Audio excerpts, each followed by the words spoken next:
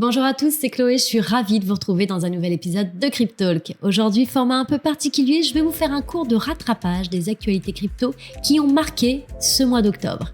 Allez, installez-vous confortablement, c'est parti. Cryptalk, c'est le podcast dédié à la crypto. Alors chaque vendredi, où que vous soyez, embarquez-nous avec vous. Au menu, vous vous doutez bien que je vais m'empresser de vous parler de Bitcoin et de ses performances. Je continuerai avec un sujet qui traitera de BRICS-Pay. Je vous parlerai également de Stripe et de l'USDC.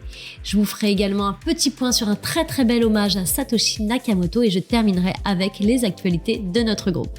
Allez, rentrons dans le vif du sujet. Vous n'avez pas pu passer à côté, tout le monde en parle en ce moment, Bitcoin flirte vraiment avec son ATH. ATH, pour rappel, ça signifie All-Time High ou en français le plus haut niveau historique. Dans le contexte de Bitcoin, ça représente le prix le plus élevé que la crypto n'ait jamais atteint.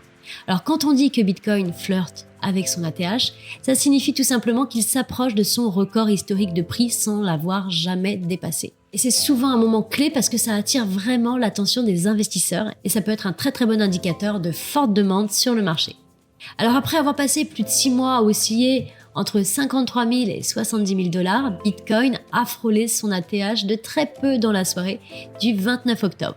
Forcément, c'est un mouvement de prix, vous l'imaginez, qui a fait plaisir à beaucoup de détenteurs de Bitcoin qui ont pu profiter pour valider des profits. Aussi, n'oublions pas les altcoins, on peut dire qu'ils ont eu un léger sursaut après plusieurs mois de calme plat. Alors quel sera le scénario pour la suite ? Bien sûr, nous ne pouvons rien prédire, ça serait beaucoup trop simple. Malgré tout, si j'ai un conseil à vous donner, je vous recommande vivement de suivre nos analyses de marché hebdomadaires. Elles sont dispo tous les mardis directement sur votre boîte mail si vous êtes inscrit à notre newsletter, ou vous pouvez la retrouver également sur le blog de Finmining.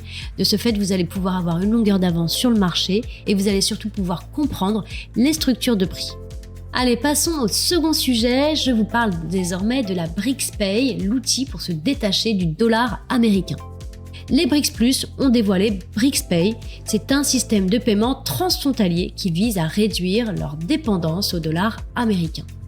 C'est une initiative qui marque vraiment une avancée majeure pour les 9 pays membres, à savoir le Brésil, la Russie, l'Inde, la Chine, l'Afrique du Sud, les Émirats Arabes Unis, l'Égypte, l'Éthiopie et l'Iran. Et ça va vraiment chercher à renforcer leur souveraineté financière.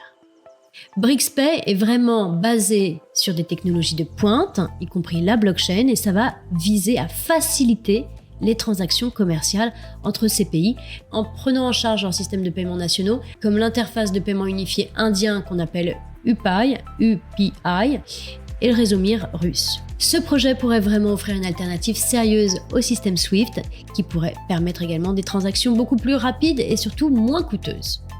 Vous l'aurez compris, si BRICS-Pay prouve son efficacité, ça pourrait vraiment devenir un pilier des échanges internationaux et ça pourrait favoriser une économie multipolaire et réduire la domination du dollar dans les paiements internationaux. Allez, prochain sujet, je vous parle désormais de Stripe et de l'USDC, un nouvel élan pour les paiements crypto.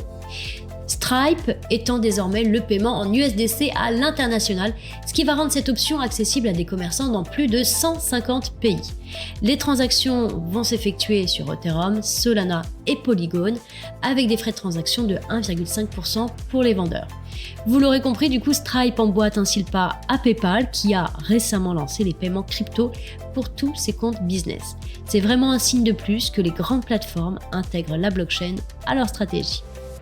On poursuit avec un très bel hommage à Satoshi Nakamoto dans la ville de Lugano. Lugano, c'est une ville qui est située dans le sud de la Suisse, dans le canton du Tessin précisément, près de la frontière italienne. Et c'est une ville qui est vraiment réputée pour être un centre financier important en Suisse. Voilà pour ce petit point géographique, si vous voulez aller voir cette très belle statue. Alors donc, inauguration le 25 octobre dernier, Lugano a dévoilé cette statue énigmatique en hommage à Satoshi Nakamoto, le créateur de Bitcoin. Cette statue a été conçue par l'artiste Valentina Picozzi et c'est une œuvre qui représente un personnage, donc Satoshi Nakamoto, qui travaille sur un ordinateur. Et il faut savoir que le personnage a été créé en lignes de code qui sont visibles partiellement selon l'angle où vous regardez la statue.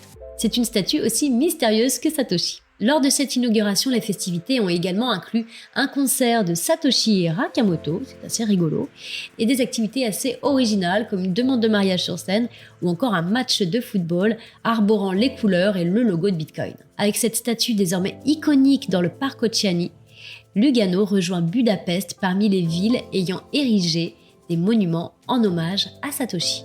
Et pour finir, les actualités de notre groupe, Phil Manning a terminé le transfert de toutes vos machines de minage éligibles vers les Émirats Arabes Unis. Depuis les États-Unis, le Canada, l'Islande ou encore la Norvège, vos machines ont traversé les frontières pour rejoindre ce lieu qui offre les meilleurs tarifs énergétiques disponibles dans nos offres.